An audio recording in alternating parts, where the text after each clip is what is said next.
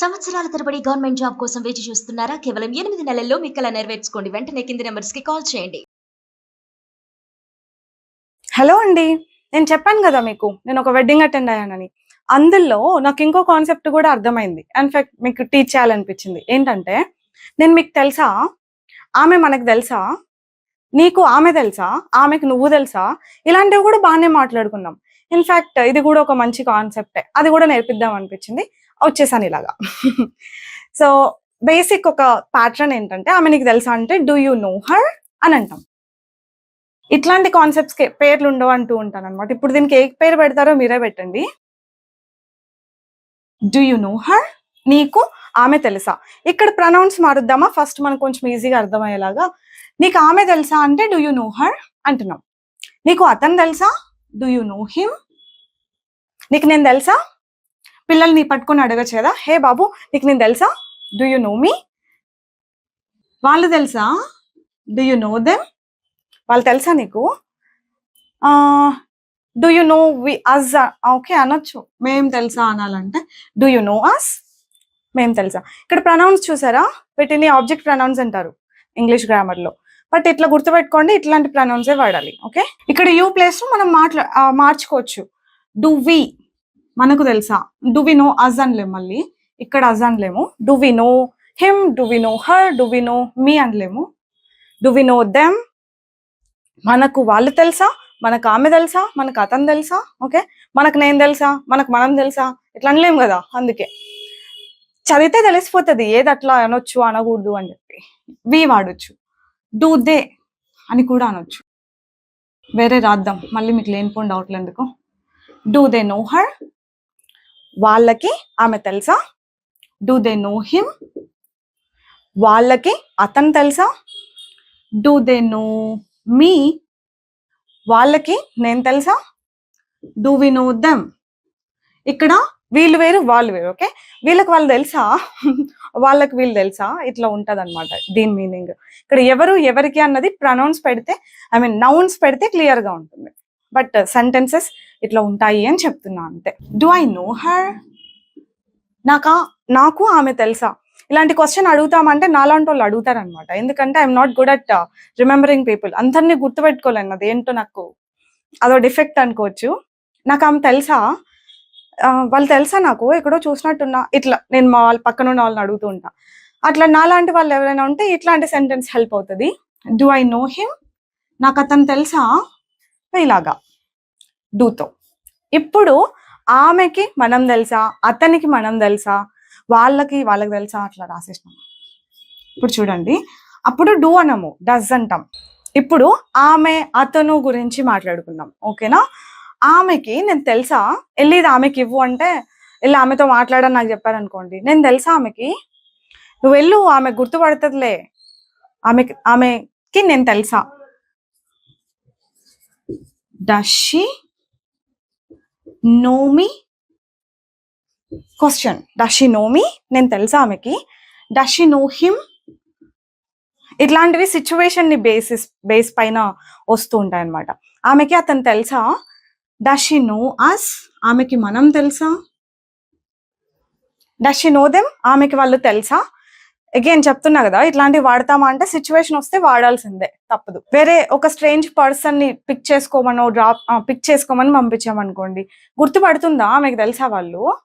చూసారా, ఇట్లాంటి సిచ్యువేషన్ లో వాడమా. అట్లా సిచ్యువేషన్ వస్తే వాడాల్సిందే. అతనికి అంటే హీ పెట్టుకోండి, same. Does he no me? Does he know her? అతనికి ఆమె తెలుసా. Does he know him? అతనికి ఇంకొక పర్సన్ తెలుసా. అలాగా మనం పేర్లు పెట్టుకుంటే ఇంకా ఈజీ, ఇట్లా ఈ ప్రొనౌన్ తో కన్ఫ్యూజన్ లేకుండా. Does he no my sister? అతనికి మా సిస్టర్ తెలుసా.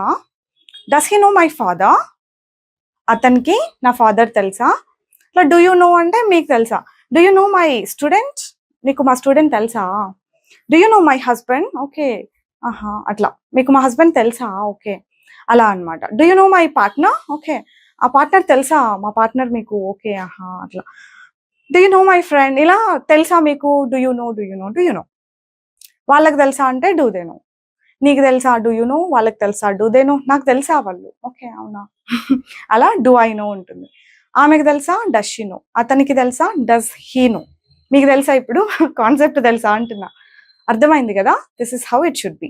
ఎప్పుడు తెలుసా తెలుసా తెలుసా అనే అంటామా ఏంటి, తెలీదా నీకు అని కూడా అంటాం కదా. అప్పుడు డోంట్ యూ నో, నేను తెలీదా నీకు, ఎన్నిసార్లు కలిసాం మనం. Don't you know me, don't you know me, ఆమె తెలీదా నీకు, మీ పక్కింట్లోనే ఉంటది అంటాం right. She's your neighbour, don't you know her, don't you know, ఇట్లా డూనే డోంట్ అవుతుంది అంతే. డోంట్ యూ నో దెమ్, నీకు తెలీదా వాళ్ళు, దే ఆర్ యువర్ రిలేటివ్స్ యార్, డోంట్ యూ నో దెమ్, వాళ్ళు మీ రిలేటివ్స్, తెలీదా నీకు.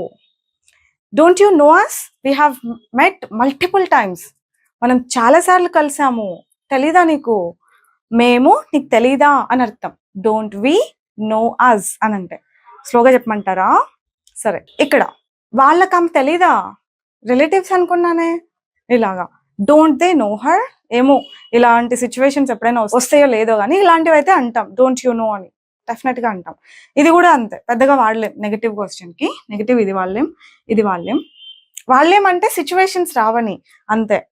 నాకు తెలీదా అతను, తెలుసు అనుకున్నానే, అలాంటి సిచ్యువేషన్ లో మాట్లాడాలంటే ఇంకా తప్పదు. బట్ వెరీ ఫ్రీక్వెంట్ గా అయితే మనం మాట్లాడలేము. ఇదైతే చాలా ఫ్రీక్వెంట్ గా యూజ్ చేయొచ్చు. ఇది కూడా ఆమెకు తెలీదా నేను, ఆమెకు మనం తెలీదా, ఆమెకు వాళ్ళు తెలీదా, ఏమంటారు, doesn't she know us, doesn't she know my sister, ఆమెకి నా సిస్టర్ తెలీదా, doesn't she know our brother, మన బ్రదర్ ఆమెకు తెలీదా, ఇలాగా డజంట్ హీ. ఓకేనా. Do you know the concept now, తెలుసా ఇప్పుడు మీకు కాన్సెప్ట్. డోంట్ యూ నో, తెలీదా, తెలుసా తెలీదా, నీకు తెలుసా, ఆమెకు తెలుసా, వాళ్ళకి తెలుసా, ఇట్లా అవన్నీ ఇట్లనే అనండి. ఈ ప్యాటర్న్స్ అన్ని మంచిగా నోట్ చేసుకోండి, ప్రాక్టీస్ చేయండి. ఇంగ్లీష్ మాట్లాడాలి అంటే ఏదైనా ట్రాన్స్లేట్ చేయగలగాలి, ఏదైనా మాట్లాడగలగాలి. తెలుగులో ఏమేమైతే మాట్లాడుతున్నామో అవన్నీ మనకి ఇంగ్లీష్లో వస్తే తెలుగు ఎట్లా వస్తుంది, ఇంగ్లీష్ కూడా అట్లే వస్తుంది. You know many people fail to understand this logic. తెలుగులో వచ్చేవన్నీ ఇంగ్లీష్లో వస్తున్నాయా లేదా ఒకసారి ఆలోచించుకోండి మీలో మీరే. మీకు ఎవరు క్లారిఫికేషన్ ఇవ్వక్కర్లా. రావట్లేదు అంటే ఏం రావట్లేదో తెలుసుకొని అవి నేర్చుకోండి. అర్థమైందా. రావట్లేదు అంటే ఎవరు వచ్చి మనకు సొల్యూషన్ చూపించరు, ఇది నీ సొల్యూషన్ అని. అనలైజ్ చేయండి, ఏం రావట్లేదు, ఎక్కడి నుంచి రావట్లేదు, ఎక్కడి నుంచి స్టార్ట్ చేయాలి అని. నన్ను అడిగితే నేను చెప్పేది ఏంటంటే వేరియస్ సెంటెన్స్ ప్యాటర్న్స్ నేర్చుకోండి అని చెప్తా. ఇట్లాంటివే వేరియస్ ప్యాటర్న్స్ నేర్చుకుంటే మనం ఏదైనా మాట్లాడగలుగుతాం. అట్లీస్ట్ ఒక ప్యాటర్న్ కాకపోతే ఇంకో ప్యాటర్న్ మనకు గుర్తొస్తుంది. This is what I always believe in.